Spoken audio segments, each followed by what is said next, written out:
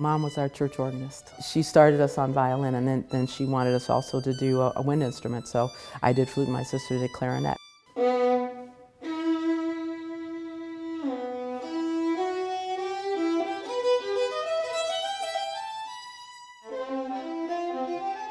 It didn't seem like we were poor, even though, I mean, Dad and Mom were both working, so it wasn't as bad as it is for a lot of people. She had us playing at nursing homes and things like that, so it's fun to do that. Now, we went to a few nursing homes over Christmas. We like to play together sometimes. We're practicing, can't you tell? I've been married 40 years, and the next president of the United States is my running mate, Dr. Ben Carson.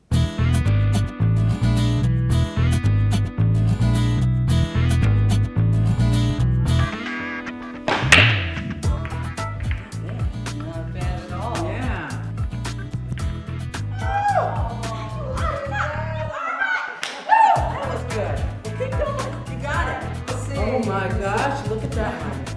So this is something that you and your husband started doing early on in your marriage, right? Yeah. This, of course, is my wonderful wife, Candy, who's also a Detroiter.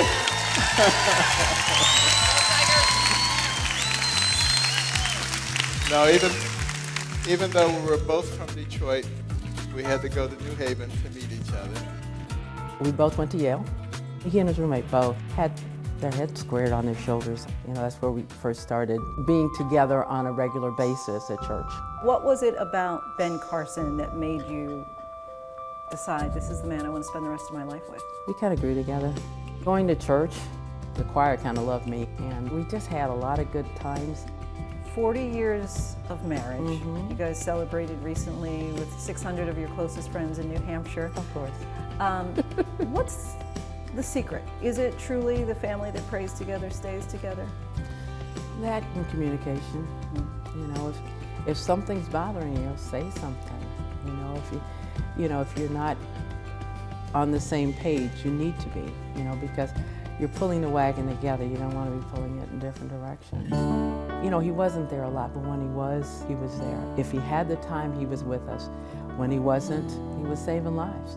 Tell me how the grandchildren and the national debt played a role in you deciding, okay, just as you're about to get your husband back, you decide you can run for president. There were petitions that came. The people spoke, and he felt that he was called to do this. And I was thinking, well, that's nice.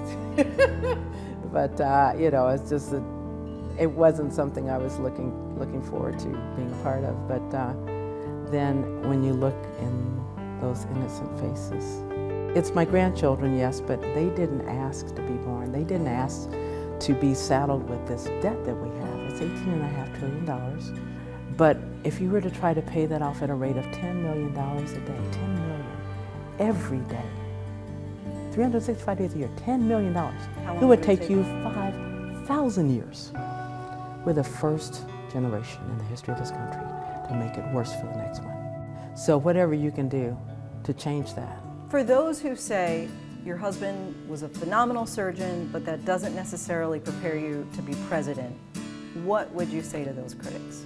Then they haven't looked at what accomplishment really is. He's a person who puts others first.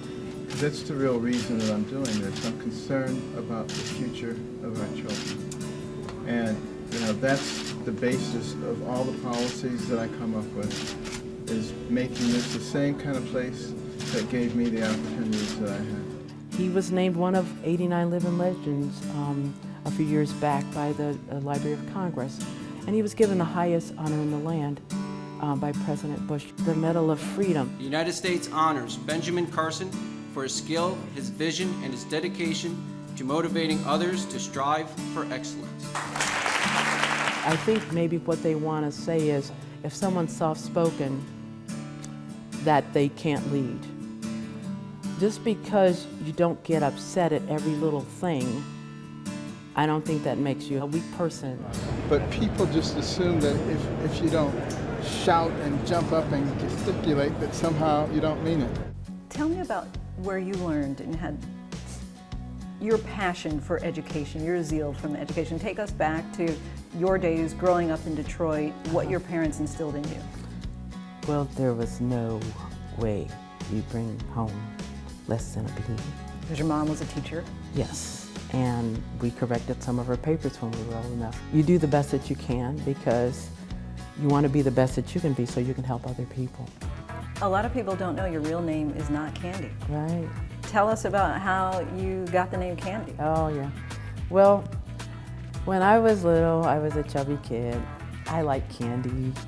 And my dad, he didn't mind giving it to me, and Mom would chastise me about it. Because she said, well, she's just gonna get fatter and fatter and fatter.